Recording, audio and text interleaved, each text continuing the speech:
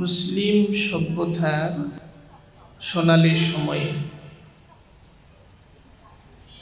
একটা প্রবাদ ছড়িয়ে পড়েছিল, সেটা হলো আসসুদুদু মা'আস সাওয়াদি। সুদুদ এর মানে হচ্ছে সিয়াদা, নেতৃত্ব। মা'আস সাওয়াদ কালো অবস্থায়, মানে চুল দাড়ি কালো থাকা অবস্থায়।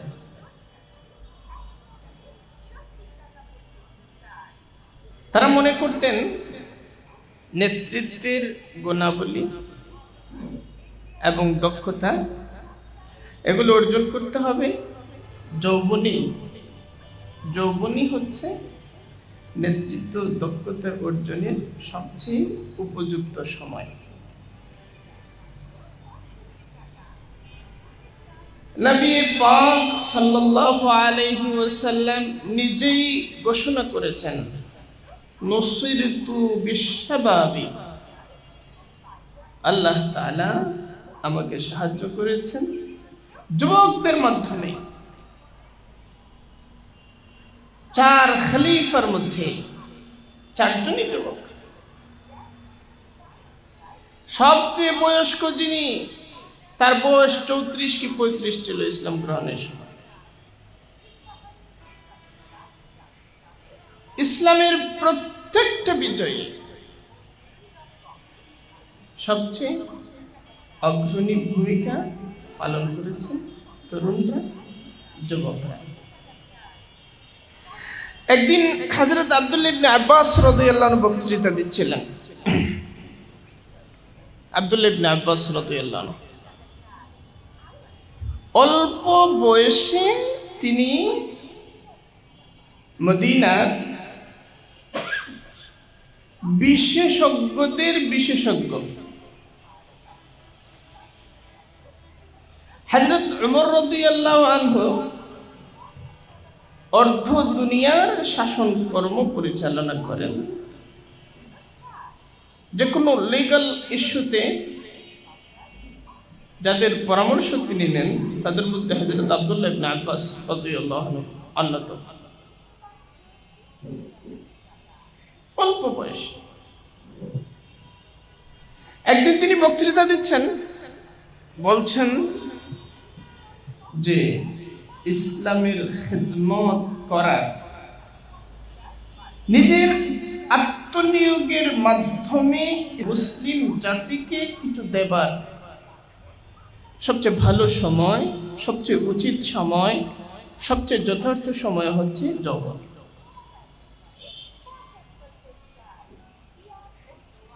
এবং এর পক্ষে তিনি আল্লাহ তাআলার ইরশাদ উল্লেখ করলেন। আল্লাহ তাআলা বলছেন, ইন্নাহুম ফিতয়াতুন আমানু বিরাব্বিহিম ওয়াজিদনাহুম হুদা। তাদের ব্যাপারে বলেছেন, আসহাবে কাহফের ব্যাপারে বলেছেন।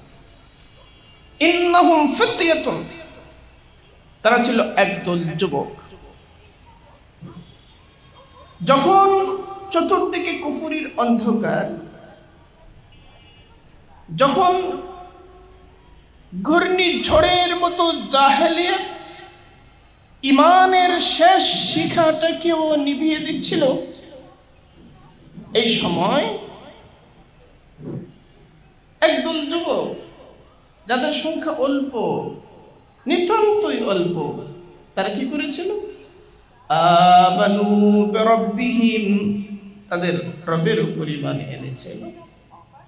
এবং সেই ঈমান এত প্রখর ছিল, এত প্রভাবশালী ছিল,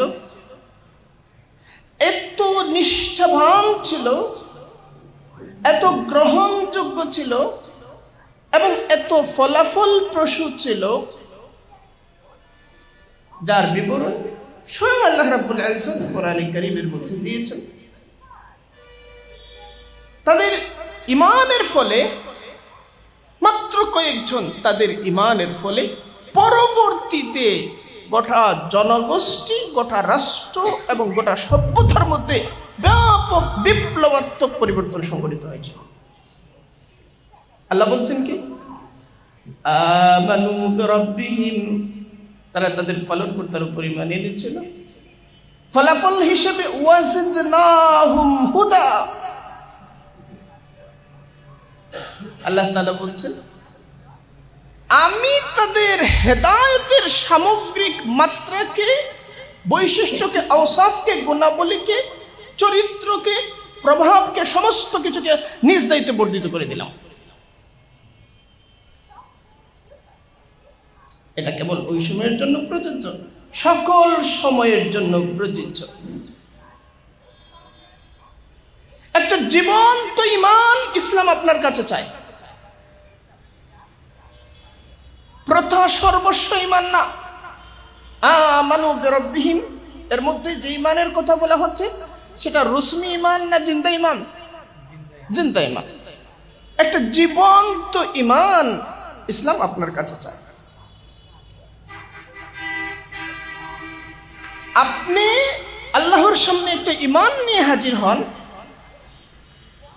আল্লাহর প্রতিশ্রুতি আপনার সামনে হাজির হবে, একে ফুলে ফলে শস্যে বিকশিত করে এর মাধ্যমে বিশ্বজাহানকে উপকৃত, আলোকিত, উজ্জীবিত, বিভূষিত করবার দায়িত্ব আল্লাহর প্রতিশ্রুতি নিয়ে নেবে।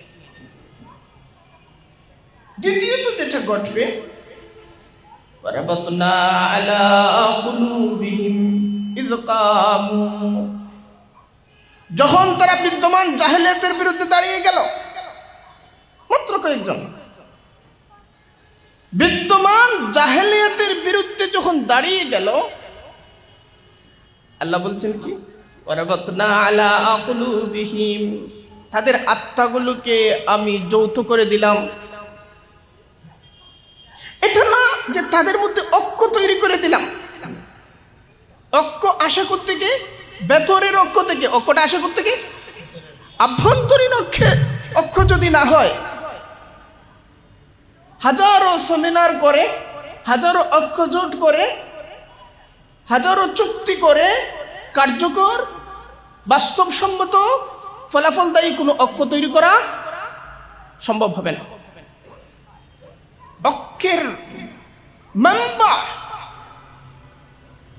উৎসমূল হচ্ছে আমাদের অন্তর সমূহ। অন্তরগুলোকে জোড়া লাগাতে হবে,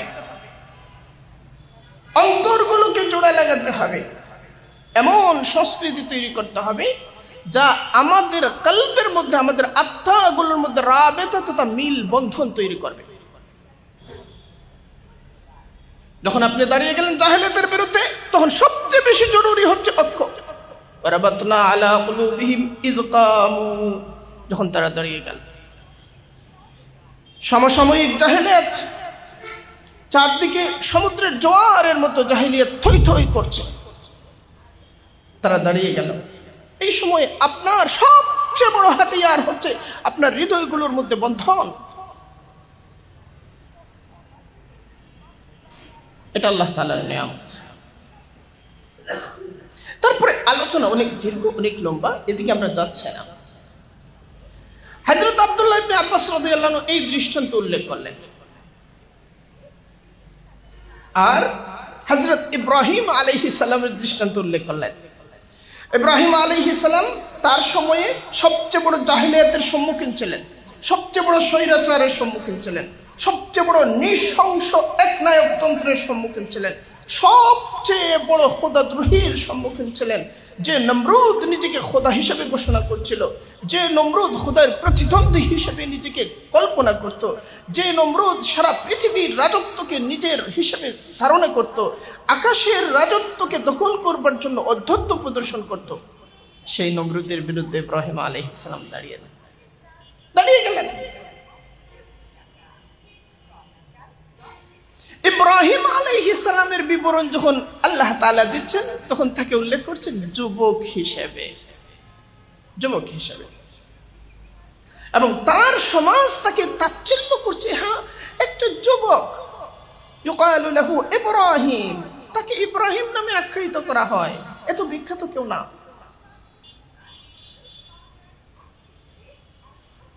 যুবক প্রত্যেক সভ্যতার ভিত্তিমূল নাড়িয়ে দিয়েছে, ইসলাম সবসময় তারুণ্যের কাছে সেবা চায়। সেবা চাওয়ার অর্থ কি? সেবা চাওয়ার অর্থটাকে আমরা খুব খণ্ডিতভাবে বুঝি, খুব খুব সংকীর্ণ অর্থে আমরা বুঝি। আপনি 3 দিক থেকে সেবা দেবেন, 3 দিক থেকে। একটা হলো ইসলামের জন্য আপনি আপনার হৃদয়টাকে উৎসর্গ করবেন, নিবেদন করবেন, আপনার হৃদয়টাকে মুসলমান বানাবেন, আপনার চিন্তা বৃত্তিকে মুসলমান বানাবেন, আপনার মস্তিষ্কটাকে মুসলমান বানাবেন, আপনার অঙ্গ প্রত্যঙ্গকে মুসলমান বানাবেন। আপনার হৃদয় যখন মুসলমান হবে, আপনার হৃদয়কে যখন ইসলামের সেবায় নিয়োজিত করবেন, তখন আপনার মধ্যে বিকশিত হবে স্পিরিচুয়ালিটি, আপনার মধ্যে বিকশিত হবে আধ্যাত্মিকতা, আপনার মধ্যে বিকশিত হবে রুহানিয়ত। একজন জীবন্ত আত্মার মুমিন, রুহানি শক্তি সম্পন্ন মুমিন যদি আপনি না হন, ইসলামের সেবা করা আপনার জন্য কেবল শব্দ, কেবল আওয়াজ, কেবল চিৎকার, কেবল উচ্চারণ থেকে যাবে। প্রথমত আপনাকে কি হতে হবে? জীবন্ত হৃদয়ের একজন মুমিন। আপনার হৃদয়টাকে আপনার তাজা করে তুলতে হবে ইসলামের আধ্যাত্মিক গুণাবলী দ্বারা, রুহানিয়ত, স্পিরিচুয়ালিটি। 1। 2 নম্বর, আপনার মস্তিষ্কের জগৎটাকে মুসলমান বানাতে হবে। যদি না হয় তাহলে কি ঘটবে? আপনি নিষ্ঠবান মুসলমান, নামাজ রোজা সব ঠিক আছে, কিন্তু আপনি চিন্তা করেন জাহেলিয়াতের চশমা দিয়ে, জাহেলিয়াতের মতো করে, জাহেলিয়াতের সাজানো চকে, আপনার চিন্তার দুনিয়াটা মুসলমান হয় নাই, আপনি ইসলামকে সেবাটা দিতে পারবেন না। ঈমান হচ্ছে বাতিনের জিনিস, আর বাতিন হচ্ছে 2 প্রকার। একটা হচ্ছে কলবি বাতিন, আর একটা হচ্ছে ফিকরি বাতিন। আমাদের চিন্তাটা জাহিরের মধ্যে থাকে না, বাতিনের মধ্যে? বাতিনের মধ্যে প্রকাশিত হয় জাহিরের মধ্যে। ফলে আমরা বাতিনের পরিশুদ্ধি বলতে কেবলমাত্র মনে করি রুহের পরিশুদ্ধি। রুহের পরিশুদ্ধি দরকার, চিন্তার পরিশুদ্ধিও দরকার, ফিক্রের পরিশুদ্ধিও দরকার। রুহের পরিশুদ্ধির অনেক আন্দোলন আছে আল্লাহ তাআলার রহমতে, যদিও পর্যাপ্ত না, আরো দরকার। কিন্তু ফিক্রের পরিশুদ্ধির আন্দোলনের দায়িত্বও নিতে হবে আপনাদেরকে। ফিক্রের পরিশুদ্ধি ছাড়া সমাজ পরিবর্তন অসম্ভব। এটাকে আমরা বলি বুদ্ধিবৃত্তি, এটাকে আমরা বলি ইন্টেলেকচুয়ালিটি। আজকের দুনিয়ার বাংলাদেশ বলি বা অন্যান্য এলাকা বলি, অধিকাংশ মুসলমান যারা শিক্ষার সংস্পর্শ লাভ করেছে, তারা হয়তো সেজদার মুহূর্তে মুসলমান, হয়তো জুমার নামাজের মুহূর্তে মুসলমান, হয়তো 5 ওয়াক্তের নামাজের সময় মুসলমান, কিন্তু নিজেদের চিন্তার দুনিয়াটাকে ইসলামের এরিয়ায় আনতে সক্ষম হন নাই। চিন্তার দুনিয়াটাকে ইসলামের এরিয়ায় আনতে হবে, নতুবা ইসলামের বিজয় অসম্ভব। তাহলে আপনার হৃদয় বৃত্তির বিকাশ ঘটলে আপনার আখলাক হবে উন্নত, আপনার মোরালিটি হবে উন্নত। উন্নত মোরালিটি ছাড়া, উন্নত আখলাক ছাড়া, প্রভাবশালী আখলাক ছাড়া কোনো জনগোষ্ঠী বিশ্ব সভ্যতায় নেতৃত্ব গ্রহণ করতে পারে না। যদি নেতৃত্বে চলেও আসে, তাহলে দীর্ঘদিন পরে 5 আগস্টের মতো অভ্যুত্থান করে মানুষ আপনাকে ফেলে দেবে, আপনার বাসা বাড়ি সব কি করে ফেলবে? ভেঙে ফেলবে। মরালিটি থাকতে হবে। মরালিটির উৎস কি?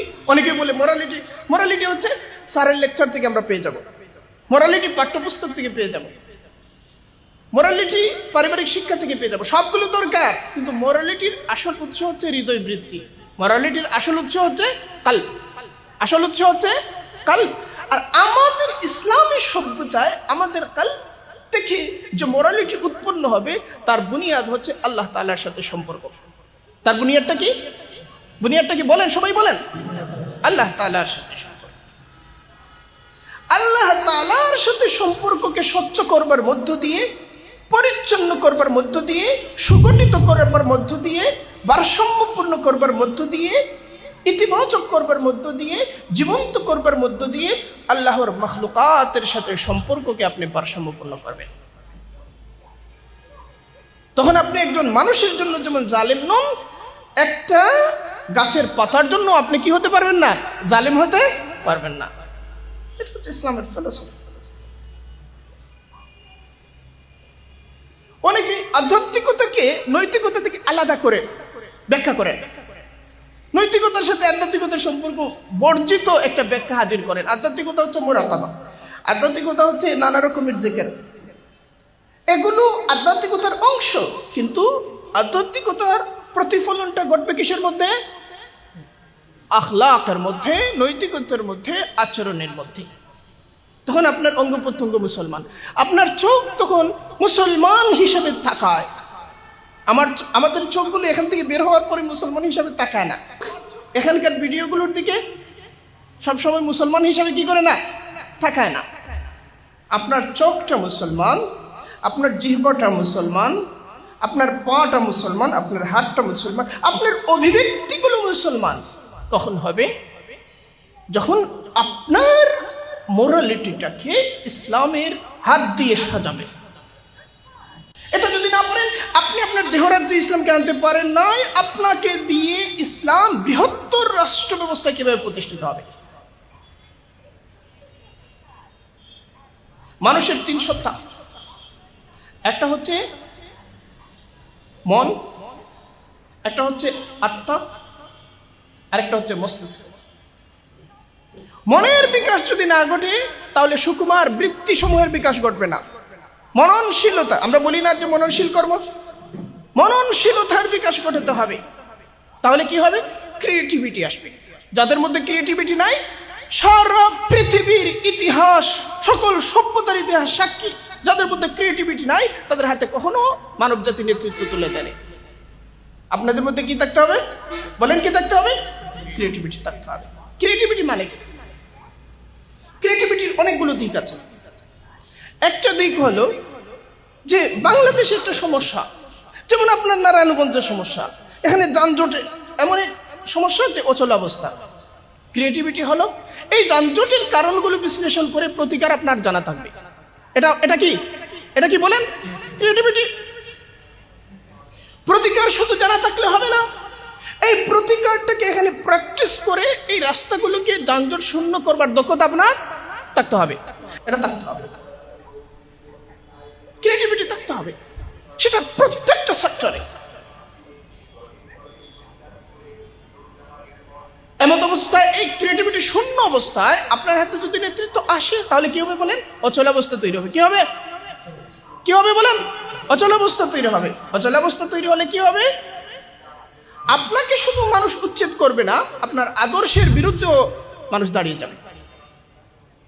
কারণ আপনার অকর্মণ্যতা, আপনার ব্যর্থতাকে আপনি সুরক্ষা দিতে চান একটা আদর্শের নামে, অথচ আদর্শ আপনাকে ব্যর্থ অবয়বে দেখতে চায় নাই, আপনাকে দেখতে চাইছে সফল অবয়বে। সাফল্যের জন্য কি কি পূর্ব শর্ত সে আদর্শ আপনাকে আগেই বলেছিল, আপনি শুনেন নাই।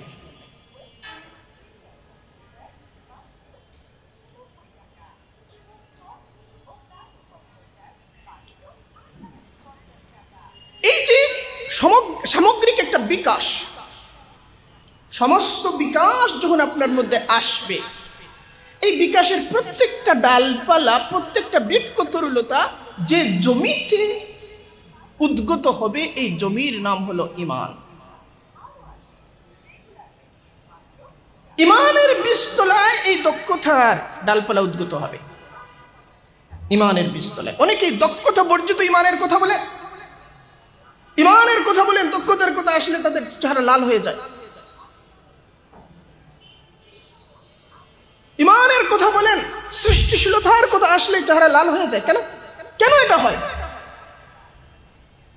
ইমান সামগ্রিক একটা পটভূমি নিয়ে আবির্ভূত হয়। একটা বৃক্ষ, শেকড় বাদ দিয়ে বৃক্ষ, বলেন, শেকড় বাদ দিয়ে বৃক্ষ, কাণ্ড বাদ দিয়ে বৃক্ষ, ডাল বাদ দিয়ে বৃক্ষ, পাতা বাদ দিয়ে বৃক্ষ, সমস্ত কিছু নিয়ে বৃক্ষ, তার ছায়া সহকারে সে বৃক্ষ, অক্সিজেন সহকারে সে বৃক্ষ, সমস্ত কিছু নিয়ে সে বৃক্ষ। ইসলাম সমস্ত কিছু নিয়ে, ইসলাম কোনো একটা জিনিসকে বাদ দিলে চলবে না, কোনো জিনিসকে বাদ দিলে চলবে না। এখন আমরা এই সামগ্রিক সক্ষমতা নিয়ে আমরা কি করব? আমরা দুই ধাপের কাজ করব। এক ধাপের নাম হলো তাদমির, আরেক ধাপের নাম হলো তামির।